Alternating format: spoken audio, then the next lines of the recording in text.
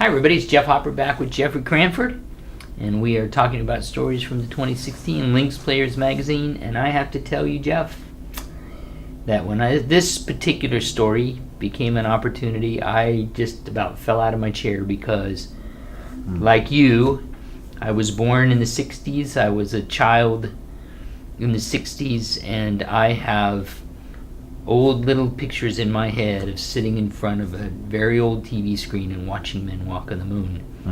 And so when the possibility of interviewing Charlie Duke, an NASA astronaut who went to the moon, walked on the moon, one of the very few men in the history of the world to walk on the moon, I thought, wow, this is going to be fun. And Charlie's story is amazing, but it also includes what we might call a different form of tragedy, and that is the tragedy of a man chasing after lots of things that really added up to nothing. Yeah.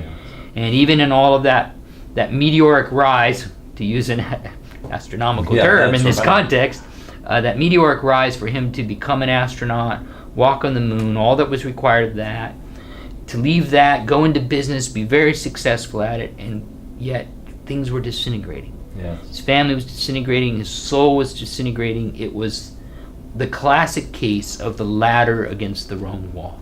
Ladder against the wrong wall. It just hit me, and this is not actually the direction that we were going to go in terms of a scripture here, but it hit me immediately when you were talking about Charlie's story. It hit me for Jeremiah chapter 2. And Jesus in John chapter 7 claimed to be living water. All those who thirst, come and drink. I am living water. He told the woman at the well in John chapter 4, if you drink of this water, you'll never thirst again. So where did he get this metaphor? Did he just come up with this water? He talked about being manna and light and all this. He drew all of it from the prophets. Jeremiah said something very fascinating, Jeremiah chapter 2. It says, talking about Israel, he says, they went far from me, they walked after emptiness and became empty. It goes on a little later, said, they have forsaken me, and then he says, the fountain of living water, which is what Jesus was claiming to be some 600 years later, to hew for themselves cisterns, broken cisterns that cannot hold water. It doesn't matter how hard you try, you're building something that cannot hold it. We were having a little conversation recently about with one of our board members about a tycoon who's recently read a book and written a book, and you could see he was searching. There were existential questions. Why am I here? I've got everything, and why am I empty? I've got everything. Why am I empty?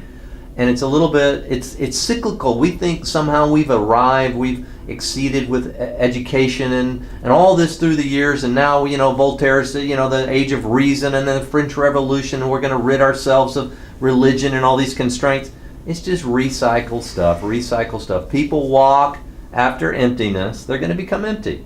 Jesus said, drink this living water and you will not thirst again. Now, that has been my experience. That was Charlie's experience. I think that's essentially what he was saying. And so if you want to be filled, or if you already have been filled, he didn't stop there. He said, and then rivers of living water are going to come back out of you. There is no way to be filled and then stop. There's no way to not be intentional. We talked a little bit about it with that arrow, and to become a warrior, to say, look, I'm going to now shoot with intention. I'm going to live a life of meaning and purpose. The people that I see that are not actively ministering have not yet themselves been filled completely. But once you do, that will come back out of you. It's powerful. So you start with emptiness, then you go to being full, and then it doesn't stop there. Then you begin to overflow onto other people. And it's not you, as we know. It's Christ in us, the hope of glory, as Paul said.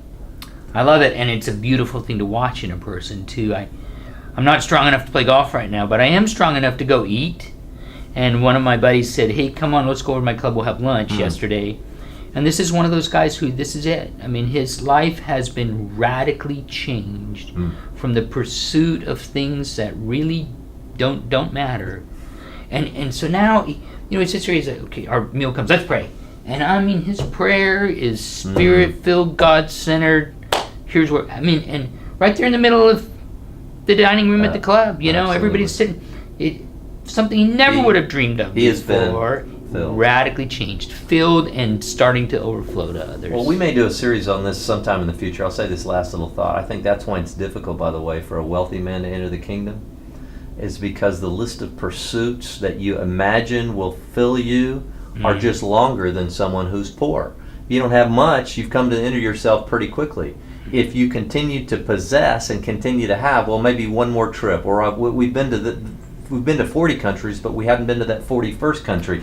We've built this size of boat, but we hadn't built this size of boat. We've had this kind of plane, but we don't have that kind of plane. Whatever it is, I belong to 10 clubs, but I haven't broken the 14 club rule yet. So maybe if I join a few more. So I think that's one of the elements in which it's difficult, because we imagine that there's something just on the other side. It's a mirage.